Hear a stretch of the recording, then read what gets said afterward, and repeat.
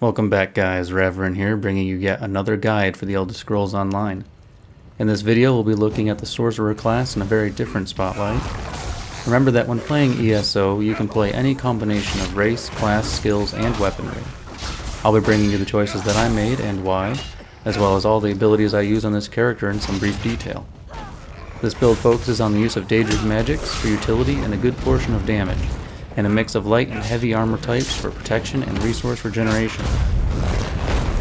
This build's strong points lie in its heavy use of crowd control for damage mitigation and overall control on the battlefield. This footage you're watching here is my Sorcerer, which encountered a random Oblivion portal in Deshaan. This video is just to demonstrate the diversity of the skills when actually fighting.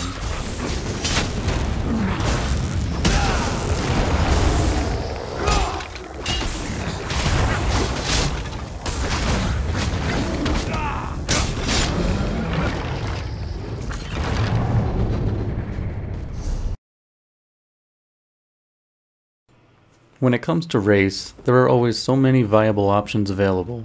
I chose the Imperial because I wanted to be a sorcerer with the ability to use a sword and shield more effectively than others, and be able to take a few hits and still come back at my enemy swinging.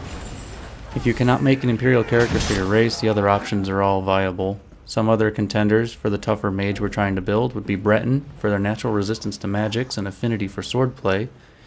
Red Guards are natural champions of melee combat and will take full advantage of the frontline style we will be playing with. I also feel an Orc would be capable of playing this build viably because of their natural hardiness and bonuses to resilience. While these are the top picks in my opinion, you can always just play your favorite. Moving on to the skills I used while leveling this far. At level 1 I took the ability Crystal Shard, as it is a long range and high damage spell that also has a knockdown effect. This skill is very powerful early on in the game and will really be your main source of damage at range. The knockdown is also very useful as a form of crowd control. It can be used to interrupt a healer or simply put a combatant out of order for a couple of seconds, which can mean life or death for most mages. This ability can be morphed into a form that will make the damage spread and AoE on hit. I'd recommend picking up this morph if you feel you need a little bit more splash damage. I end up dropping this skill later on as I found little use for it as I gained more abilities. The second dark magic skill that I utilize the most is the mutated form Shattering Prison. This ability immobilizes all targets in front of the caster for a long duration. When mutated to explode, it will deal damage to all enemies that are caught in the harness when the effect expires. This will come in handy as a decent source of damage and is very nice when it comes in the form of a second crowd control spell. Rendering your enemies immobile is extremely useful as a mage, and the second morph of this spell will allow you to add 4 seconds of slow to your enemies after the initial 4-second snare expires. However, it will not do any damage. Both the morphs of this spell are viable and will work well in our build.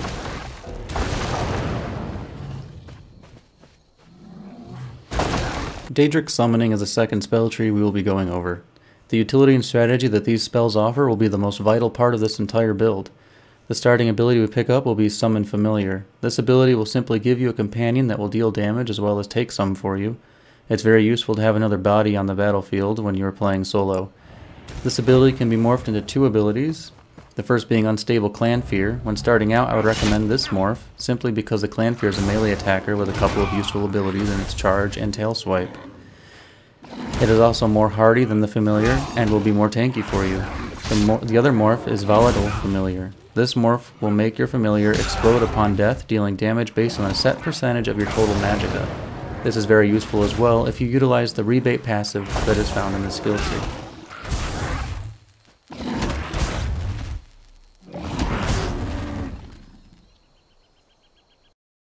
Finally, when your Daedric summoning reaches level 20, you'll be able to summon a Winged Twilight. This nifty little Daedra offers a ranged attack in the form of lightning and deals quite a lot of damage when compared to your other summons. I find this skill to be my personal favorite of this entire tree, and I'm very surprised with how powerful she is. She can also be morphed into 2 different and equally viable morphs. The first morph will allow her to regenerate your party's magicka a little bit faster than normal, allowing use for more abilities overall. Or the other morph will make her heal you when your health is dropped below 30%. This is the morph that I took, as I will usually favor survivability over anything else. The power behind this heal is very surprising, and it will heal you for more than you would think.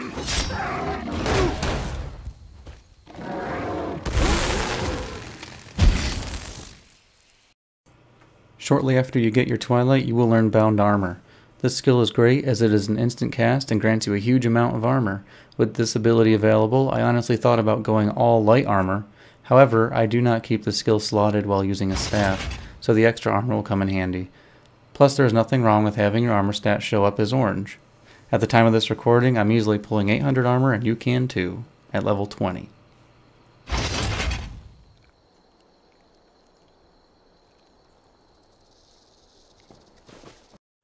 The ultimate ability that I use is Summon Charged Atronach. I feel that this is the most fitting and most powerful of the two we have to choose from. The other ultimate that will be available to us is Negate Magic. This ultimate will come in handy in very few PvE situations and is more viable for PvP. Since we're not focused on PvP yet, this option will be omitted for now. Summon Storm Atronach is quite powerful in what it does. When summoned, it will drop from the sky, stunning everything in a huge area for 3 seconds and dealing impact damage. From there, the Atronach continues to fight everything in that area for an additional 18 seconds. Quite a long time in the heat of battle. If you remain inside this area, or contain your enemies inside it, the effect will be used to its full advantage. Keeping your enemies inside is not all that hard with the strong crowd control of this build. The morph that I decided to take was the Charged Atronach, which makes him deal increased AoE damage throughout the duration via a lightning storm. The other morph available will make him last 7 seconds longer, going to 25 seconds. I didn't feel this time was that necessary because nothing usually lives to the full duration anyway.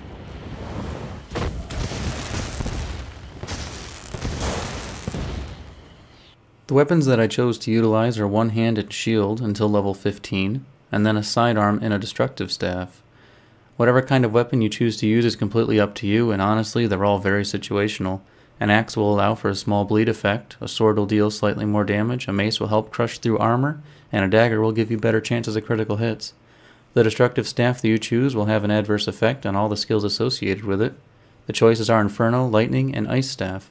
I find I like the Inferno Staff the most, however the Ice Staff will have the best crowd control, and Lightning seems to do the most DPS with this build. The skills I use from One Hand and Shield are Ransack and Shield Charge. Ransack is a mutated ability that when striking the opponent deals a fair amount of damage and lowering their armor considerably, in turn giving a portion of it to you. It also places a taunt on the enemy, making them attack you for 15 seconds. This is great for keeping your Winged Twilight alive as she is quite fragile. The next ability is Shield Charge. I often swap this one out with Bound Armor. This is an instant cast ability that propels you up to 22 meters, and bashing the enemy with your shield, you knock them down and deal some damage too. It costs quite a lot of stamina, but makes for an amazing intercept skill or initiation when grouped up with other players. The Destruction Staff skills I'm currently using are Elemental Blockade and Force Shock. Elemental Blockade is a destruction spell that places a wall of damage under almost everything in your way. It costs quite a lot of magicka and lasts for 3.5 seconds.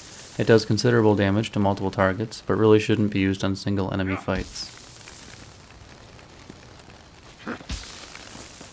The second ability, Force Shock, is a pretty cool spell that is very hit or miss.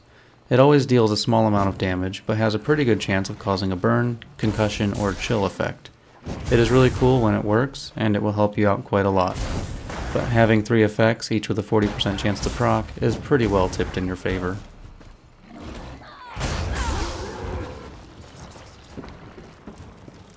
The passives that you choose to grab along the way will play a really large part in your character's overall strength. The ones I chose are best suited to help out with how we handle ourselves. From Dark Magic skill tree I took Blood Magic. This simply makes all your Dark Magic skills heal you for 3% of your total health per target hit. Using this passive with Shattering Prison can lead to a hefty amount of life gain in the middle of a combat, and is not to be taken lightly. Next, from Daedric Summoning, I chose to use all of the passives as well. This build is really built around Daedric Summoning. It is the bread and butter of this character and really helps you get stuff done. Rebate is a cool passive that simply refunds the magicka the minion takes from you passively upon its death, allowing you to cast something else whenever they die, and they will die. The next one I use is Power Stone. This can take 15% off the cost of your ultimate ability. When I have this passive learned, it seems like I can always use my Storm Atronach whenever I need it. And that is what matters most. You don't want to respawn after dying and see that your ultimate was charged more than 85% but still not usable. Finally, the third passive available to us now is Daedric Protection. This simply increases your health regen rate by 10% while you have a summoning ability slotted. I don't currently know if this stacks, however I do not believe it would, as that may be quite too powerful.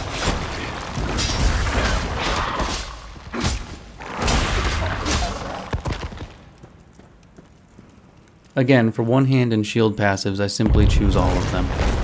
The first one is Fortress. This reduces the cost associated with blocking incoming attacks and the cost of your abilities by 5%, saving you some stamina while in combat so you can keep blocking longer.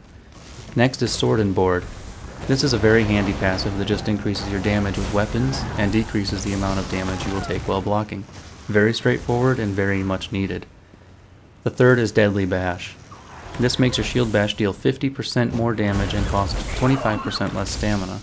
I find that with this ability I can go to interrupt a spell from being cast on me. I will often kill my opponent with a shield bash. Who can complain about that?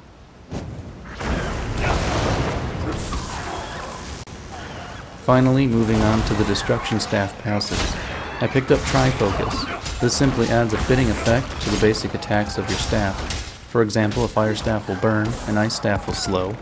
This is very convenient and is a must if you're going to use staves. The next one I grabbed is Penetrating Magic, another very simple passive that really gets the job done. It lets the damage caused by your destructive magics and staff to bypass a flat percentage of all enemies magic resists, thus making you do more damage. I think that just about wraps it up for any viable info regarding this specific build. This game continues to impress me with just how different you can make any of your characters. This is probably my 5th Sorcerer that I've played, and overall it's my 2nd favorite, right behind my traditional High Elf Stormcaller. But what this mage can bring into a team environment is stellar. If you are an avid dungeon runner, you will contend with other DPS to keep them on their toes and compete with you. Also, you'll be bringing more crowd control mechanics than most DPS classes should, and this will always make your team grateful. And finally, should your tank die, you can always step up and fill the ranks. With your blend of abilities all working seamlessly together, you'll be able to take some severe punishment and keep delivering that DPS. Thus far in my travels, I have had 2 such circumstances, where my whole team had died on a boss fight. With about 25% left to go on the boss, I was able to kite, tank, and DPS him down by myself.